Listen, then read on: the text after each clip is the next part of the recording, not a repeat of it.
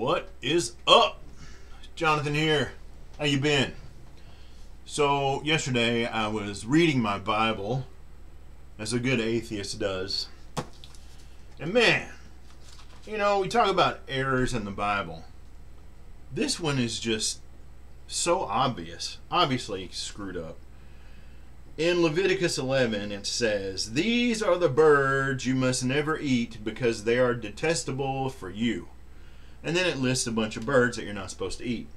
Eagle, vulture, buzzards. The last one, it says a bat. A bat. A bat is not a bird. A bat is a mammal. But I wouldn't really expect,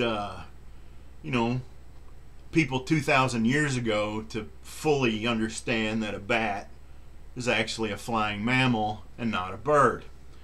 But if the all-knowing God, Yahweh, that supposedly inspired the book to be written, if the creator of everything doesn't realize that a bat is not a bird, then a little red light should go off in your head, a little flag pop up and go, wait a minute.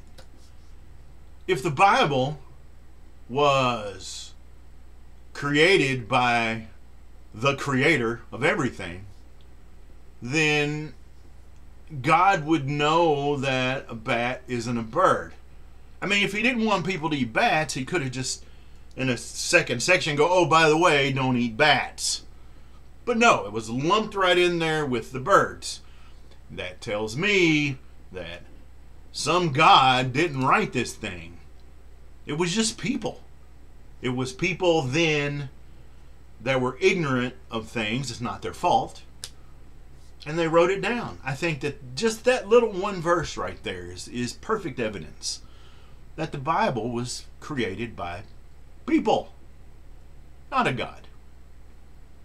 But I probably wouldn't need a bat anyways. So, all right. Hope you have a great day. And tell me, what do you think?